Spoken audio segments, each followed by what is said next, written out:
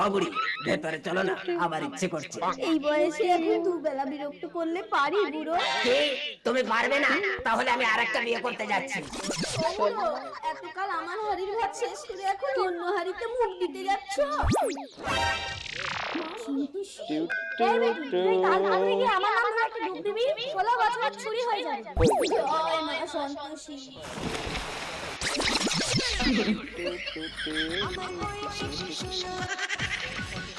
এসো নতুন বউ, এই তুই দূর হ। তুই আগে দেখিনি, তাহলে আমি আর একটা বিয়ে করতাম না। ইয়ং বুড়ি, তুমি ঘরের ভেতরে এসে দেখিনি। জমিদারের বুড়ি এত ইয়াং হলো কি করে?